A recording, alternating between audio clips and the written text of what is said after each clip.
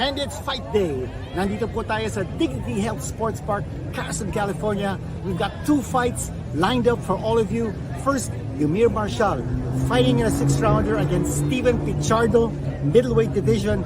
And then, the big one, the rematch for the IBF super-flyweight championship, the challenger, Jerwin Ancajas versus the defending champion, Fernando Martinez of Argentina. Samahan niyo po kami dito sa Play It Right TV, Kinito Henson, on location, Los Angeles, California. Hi there, sports fans. This is Play It Right TV. I'm Kinito Henson, and that's Diane Castillejo. And I'm back in the hotel room, Diane. I did that intro just before the fights. The fights have ended, and let's do a little recap of what happened, Diane. Yeah, well, it's so nice that you made it out there. And of course, we had 1 win and 1 loss. And we'll talk about the loss of Jerwin Ancajas later. But it's so nice that you were right there at ringside to witness it. And can't wait to hear all your cuentos. First, let's start muna with the win. Also, Yumir Marshall won, right? So he's 3-0 in his professional debut. How did you think he performed in his 3rd fight as a professional? I thought that Yumir fought with a lot of maturity and patience. In fact, in another Play It Right episode that we've already put on the on YouTube and Facebook, we were able to get an exclusive interview with Yumir Marshall as well as his coach Jorge Capetillo. So doon napag-usapan na namin kung ano nangyari sa laban. But to recap, Diane, it was a unanimous 6-round decision and it was a shutout, not a single round. Nakuha ng kanyang kalaban na si Pichardo, who was 6'1", much taller than him, much longer. Pero in the 2nd round, nagkaroon ng masamang cut si yeah, I saw that. Yeah, I was worried for a while. Very bad headbutt.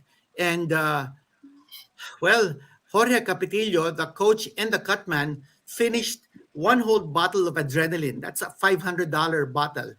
And wow. Inuubos na yon to try to control the cut. Pero ang sabi niya, ang lalim daw ng sugat. Sobrang lalim. Tapos may isang ugat na pumutok and it kept on squirting blood. So he had to control that from the 2nd round all the way to the 6th round. In fact, we had pictures of eto nakikita natin si Yumir Marshall, no? This was after his cut was sewn. 5 stitches by Dr. Ruelas. And yun, nakikita natin si Coach Capetillo with Yumir Marshall. Ang tawag ni Yumir sa kanyang coach, Papa. And here is the doctor, and along with his assistant, Dr. Grant, stitching up Yumir. And you can see the pain in the face of Yumir. It looked like he was hurting. Walang anesthesia yan. At tinatahi yung sugat. Ay, walang anesthesia? Wala yata. Or if at all, siguro parang topical lang. Topical. Oo. So, yun, nakikita natin parang sa mukha ni Yumir. Ito yung isang picture galing kay Jay Otamias, yung kaibigan natin. Makikita natin yung dugo coming from that cut over the right eye of Yumir Marshall. And at the end of the fight, dugun-dugo siya, no? Here's the thing, Diane. Since the cut was inflicted by a headbutt, accidental headbutt in the 2nd round, if the fight did not finish 4 rounds, if it didn't finish 4 rounds and the fight had to be stopped because of the cut, it would be a no decision. No decision. But if the fight continued after 4 rounds and the fight would be stopped because of the cut, then it will go to the scorecards. Kung sino ang labang, yan ang mananalo. However, there is a very subjective out in that stipulation. And it's up to the referee to make a decision. Ang mangyayari dyan is, if a cut was inflicted by an accidental headbutt, okay, let's say 2nd round, tapos yung cut lumaki because of punches, tapos talo ka. Rounds natigil because lumaki yung cut because of punches, talo si Yumir by technical knockout. Grabe. So, wow. So, buti na lang. Buti na lang. Oo, yun ang danger doon, no? That even lamang na labang si Yumir sa puntos, kung natigil ng referee and the referee deemed that ititigil niya because lumaki yung sugat because of punches, matatalo si Yumir ng technical knockout. But, well, also when that elsewhere, magandang panalo ni Yumir and Diane. of all the fights I've seen Yumir fight, and I'm talking not just yung Olympics that both of us covered, but also yung Mm-hmm. yung mga pro fights niya, nakikita ko si Yumir masyadong gigil and masyadong Oo. kumpiyansa sa kanyang lakas, hoping to be able to score a sensational one-punch knockout. Pero dito sa laban, nakita ko, technique ang ginamit niya. Tactical fight, pasensyoso siya, hinintay niya lumapit yung kalaban, hinintay niya bumukas yung pagkakataon para makatira siya ng magandang suntok. So, I thought he improved very well, and I think everyone was very happy with his performance. Kanya, congratulations. Yumir Marshall, undefeated. Congrats, Yumir. Well, napakagandang quality ang sinabi mo, Kinito, kasi alam natin yung mga bagong pro gusto magpakitang gilas ng maaga. And lalo na si Yumir, sobrang ganado talaga to win as a pro, di ba? To prove himself in the professional ranks. So, that's good. Ibig sabihin, magandang kanyang mentoring, magandang kanyang training. So, we're very, anong next sa kanya? Anong mga pinag-uusapan dyan para kay Yumir? December or January, mukhang lalaban ulit si Yumir, but because of the cut, he will take a 2-week rest and then go back to the gym. Pero yun ang plano nila, no? Baka sometime Diyan rin December sa or Amerika. January. Mukhang sa Amerika din. Although there is a slight possibility that on December 31st, baka makalaban si Yumir in the undercard of a Ioka title fight. Now, sino kakalabanin ni Ioka? It could be Martinez. Unification. Oh. Unification with Martinez. It also could be, well, I don't know if Jade Bornea might be involved in the picture because Bornea is number 1 contender sa IBF. In other words, magiging mandatory siya ni Fernando Martinez. Pero actually, the secret is, kung nanalo si Jerwin kanina, then Jerwin would go on to fight Ioka for the unification title. Sayang. December 31st in Tokyo, undercard si Yumir. So, yeah, kasi that December 31 sa Japan, traditionally, super big fight yon, di ba? That's like yes. the day that they have a really huge fight. Yeah. But anyway, so let's shift now to Jerwin Ancajas. Kinito, like, I mean, maganda yung start niya, di ba? Compared to the last fight, you know, he was moving his legs well, he was able to use his jab. But seems like midway, talagang yung aggression ni Martinez, walang tigil at medyo naubusan si Yumir. Well, parang makina nga yung kalaban niya. No? And by the way, we're getting a lot of comments from our viewers. Please keep them coming. No? Binabasa namin ni Dayan yung mga comments ninyo at makakarating din yan to both Yumir at saka si Jerwin. No? In my unofficial scorecard, ang naibigay kong round kay Yumir siguro mga 4. Okay. But kay Jerwin, sorry. We're both saying Yumir. Sorry, kay Jerwin, nagkamali ako. But I thought in the first 4 rounds, for instance, no, tabla yung aking scorecard eh. First, binigay ko kay Martinez, tapos second kay Jerwin, tapos Martinez, tapos kay Jerwin. Pero ipakita ulit natin yung picture no, ni Jerwin at saka ni Martinez pagkatapos ng laban. Ito, I took this picture right after the fight. And you notice that big cut dun sa may bandang mata ni Jerwin, that was inflicted by an accidental headbutt. And I think that was in the 7th round, no? Yes, 7th round yun. In the 7th round, yeah. That's right, 7th round. Medyo tinigil yung fight for a little bit, but okay. Pero after the fight, it was, you could see na talagang it affected him. Yes, oo. So merong cut si Jerwin. Tapos si Martinez naman, makikita natin, no, meron din siyang mancha sa mukha niya, no, underneath both eyes. Pero yung kanyang buhok na asul, well, ganun pa rin, asul pa rin. And he dyed his hair blue, he said, because he went to his hairdresser, and that was the recommendation of his girlfriend. But I think it was also to honor the national color of Argentina, which is kind of like a light blue. Pero both of them looking like they're old friends. Pero ang balita we are not able to get Jerwin Ancajas for an interview as promised, Dayan, because right after the fight, si Sean Gibbons, MP Promotions President, thought it best as a precautionary measure to bring Jerwin immediately to the hospital for a CT scan. Okay? Yeah, kasi ang dami niyang suntok na tanggap kasi, yes, no? Yes, marami siyang natanggap na suntok. Pero ito, by the way, this is from Obi-Wan Kenobi, Chap Jerwin, a true Filipino boxer. That's yes, very talagang lumaban talaga siya. But well, anyway, I just got a text here from Sean Gibbons. CT scan is all clear. So walang problema. Jerwin is going to be back in the hotel maybe in about an hour from now. Baka makuha natin no, for an interview maybe much later. Let's give him time to rest and recover. Mahirap na laban ang nangyari sa kanya. From Spearman, akyat na lang si Jerwin sa 118. Very possible. In fact, binulong sa akin ni Jerwin pakatapos sa laban. Ito yung mga sinabi niya sa akin. Number one, pasensya na po. Sabi ko, wag kang hihingi ng pasensya. Lumaban talaga siya. Lumaban ka ng gusto. At saka, we're very proud of you. At pangalawang sinabi niya sa akin, binigay ko ang lahat. And kita naman natin, he gave it his all. He did. He really did. Wala tayong magagawa eh. Yung style ni Martinez at saka yung style ni Jerwin parang kontrapelo eh. Hindi nakayanan ni Jerwin yung pag-atake ni Bulldozer eh. Si Martinez kanya it was very difficult. Ito from Jupao Gasol, still proud of you champ. Come back strong, believe. So parang ang binanggit sa akin ni Jerwin is that magpapahinga siya ng matagal-tagal and baka nga he will open his opportunity of fighting as a bantamweight. Kasi medyo piga na siya, nababawasan ang kanyang lakas because of his reduction of weight.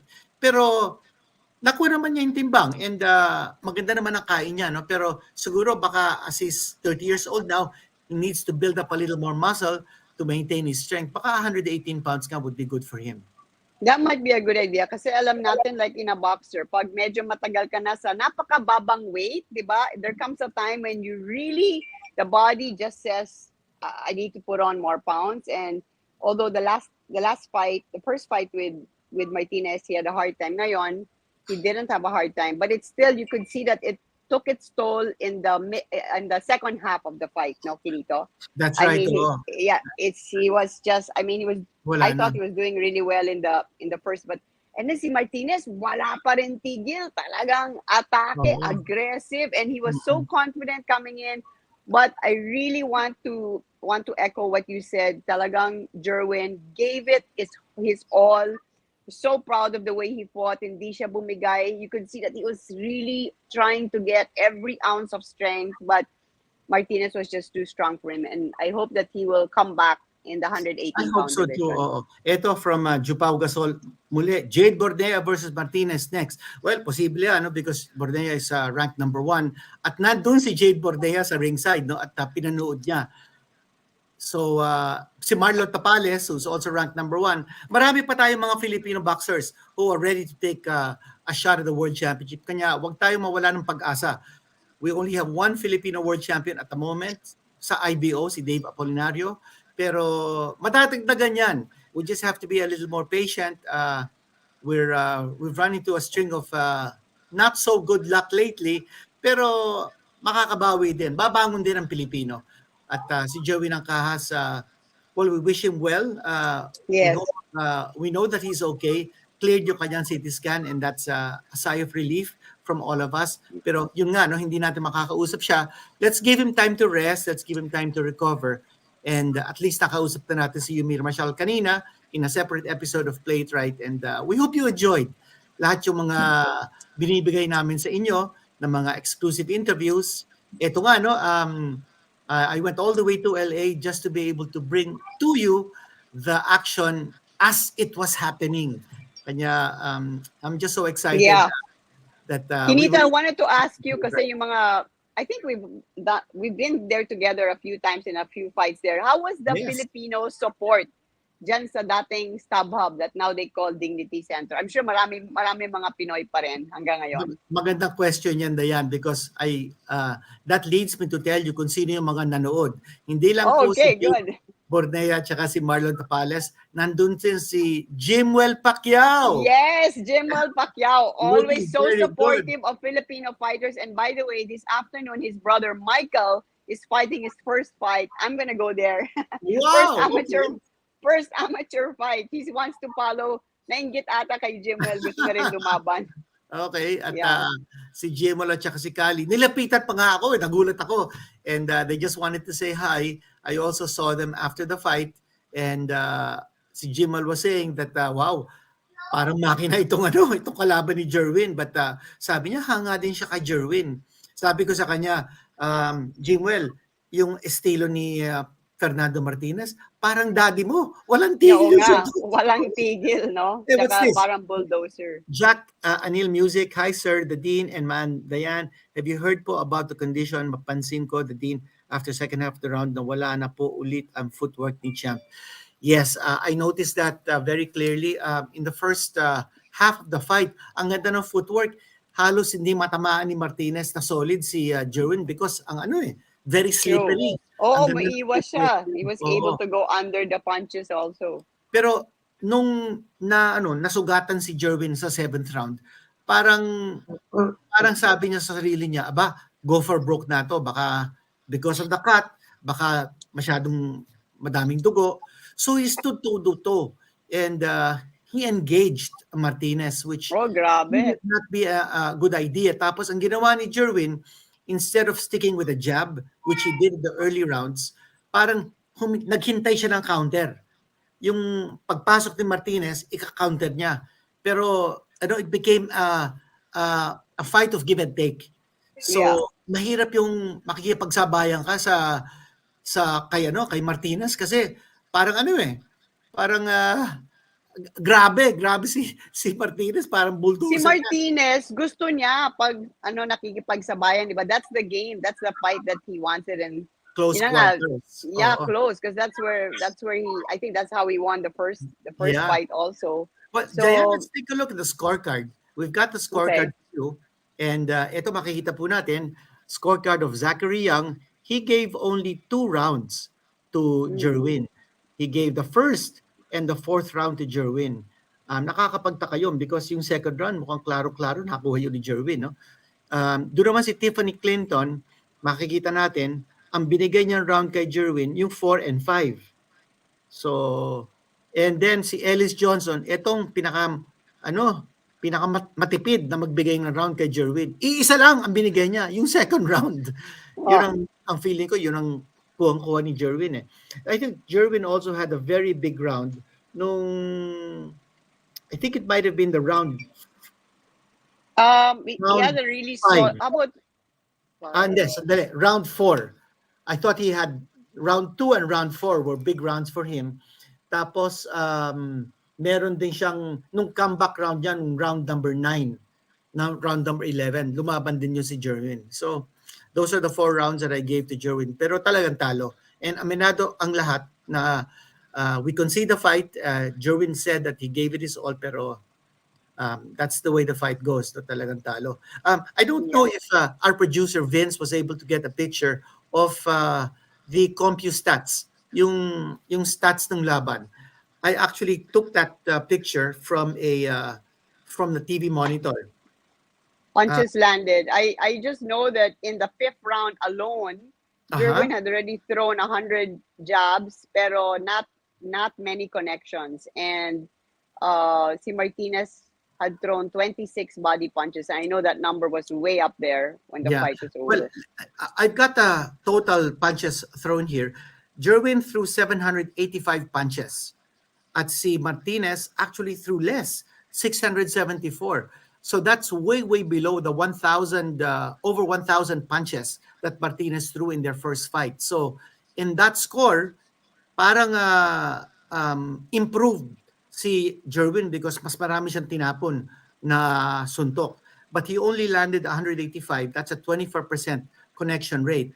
While si Martinez landed 241 or 36%. Ito makikita po natin the CompuStats. So I stole this shot from a screen and it shows the total jabs, total power shots, and total punches thrown by both fighters. So actually, lumamang nga si Jerwin in terms of punches thrown, pero mas maraming connection si Martinez.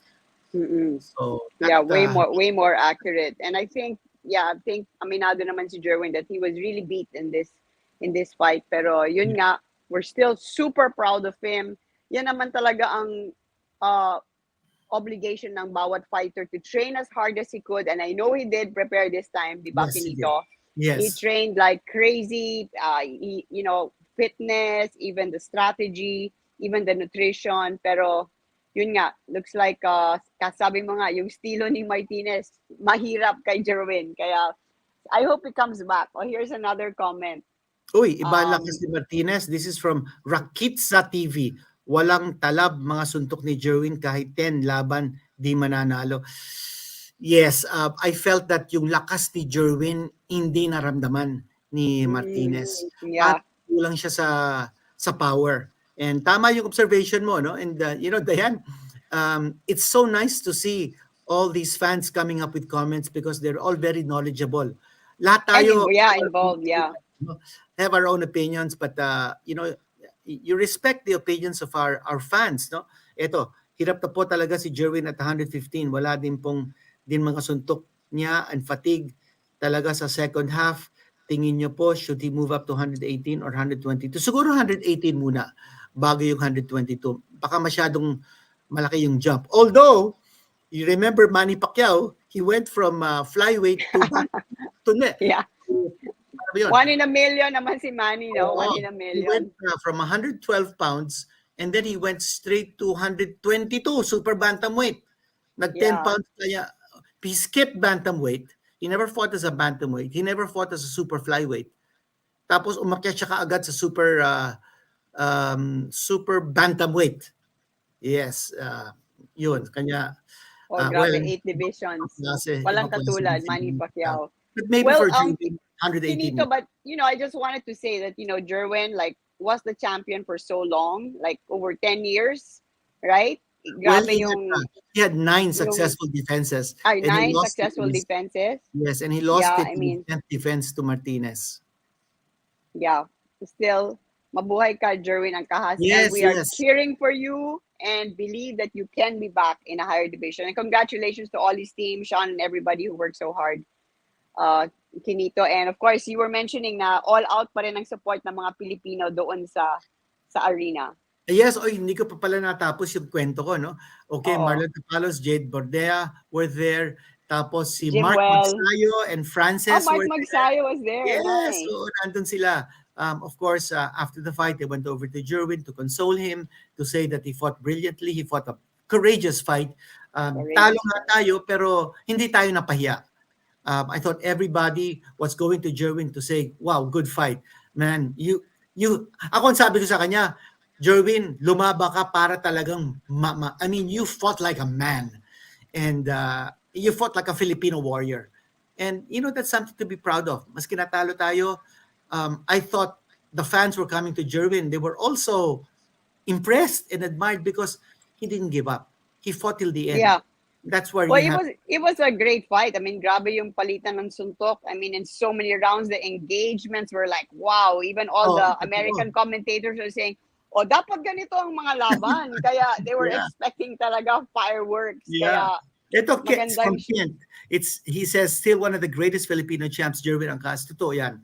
Jerwin Ancajas, one of the best southpaws, best fighters ever to come out of the Philippines. And well, with that, Diane, we want to sign off here from Los Angeles. It's been a great experience. I want to also thank Sean Gibbons and Jerwin Ancajas, Joven Jimenez, at yung buong team nila, no? Si Jonah Sultan, si Fernando Parcon, si Virgil Jimenez, si John Mark Alimane, si Daniel Lim, lahat sila nagtulong-tulong to help put this thing together. Si Jonah Sultan, of course, was helping not only Jerwin, but also Yumir Marshall and to the entire team. And Yumir Marshall's team also, si Princess, kanyang may bahay, Jorge Capetillo, Memo Heredia, lahat yan tumutulong. And this was a very strong campaign for the Filipinos. Hindi tayo napahiya. We won one, we lost one. We don't win them all, but we did win one. Yumir Marshall, congratulations to him. And for Jerwin, also congratulations for a spectacular fight. You lost, but you won our hearts. Patuloy po natin suportahan ang ating mga Filipino boxer and all our athletes who really fight their hearts out, especially in the international arena. We are here for you, dito sa Play It Right. Well, we hope you, before we sign off, Kinita, we want to thank our sponsor, PlayItRight.com, and we want to remind everybody that there is a super sale going on. Last day tomorrow, 10-10 sale. So 40% discount na yan. And if you add our promo code PIRTV, you get an extra 10%. You mean to So say, meron ka ng 40%, dadagdagan mo pa ng 10%, magiging 50%? Wow! 50% na yun. Ano? Half price na Yeah. yun. Okay, all you have to do is to go to playitright.com, and then when you get into playitright.com, you will find out kung ano yung mga items available. A6 shoes, molten basketballs, all the way from rubber to leather, Mikasa volleyballs, yung Mueller bandages, mga wraps, everything that you need relating to sports, dun po makikita nyo from playitright.com. So, 40% off. Tapos, kung gagamitin nyo yung promo code PIRTV plus 10%. So, 50%. Half price na po. How can you go wrong? Mag-Christmas shopping na tayong lahat dyan sa playitright.com. Good idea. All right. Maraming salamat hanggang sa susunod na episode. Great job there, Kinito. I mean, it looks so much fun. And dito sa Play It Right, we will always try to bring you the greatest and the latest in sports. Ako po si Dayan Castillejo. Kinito Henson, maraming salamat po. Play It Right TV.